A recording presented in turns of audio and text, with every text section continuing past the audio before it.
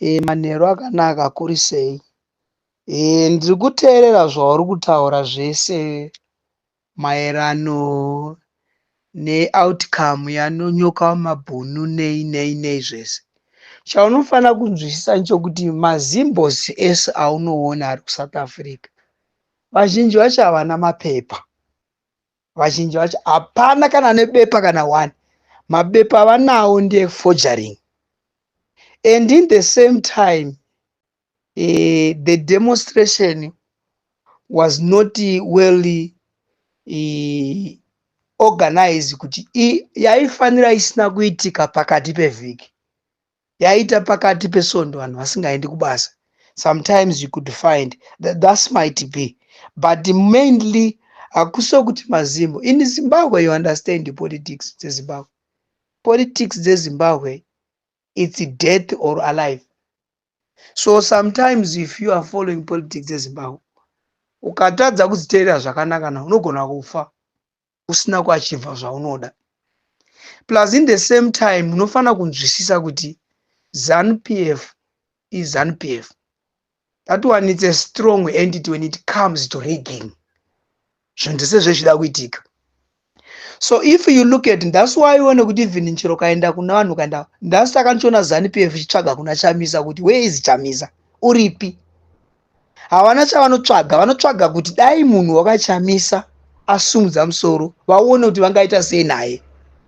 So all the people vanopinda mupolitics, ZANU-PF inovatenga, and ZANU-PF have got money. That's why when Chamisa achitaura kuti ZANU-PF has got more money to buy people that make sure that Chamisa's idea is not seen.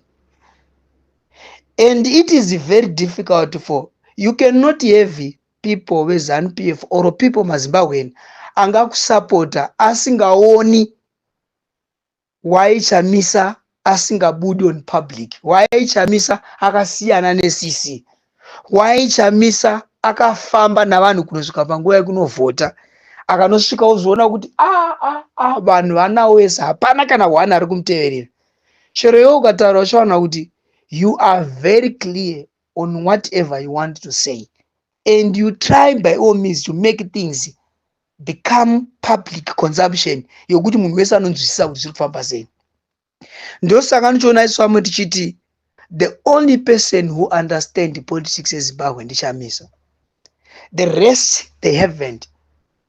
The only way you can do is to find, the only way we can survive to make sure that another leadership or party leadership ingabudirira ndio kurega the system which is there must collapse on its own until to the people who are being sold vadoona kuti havana chavari kubenefit.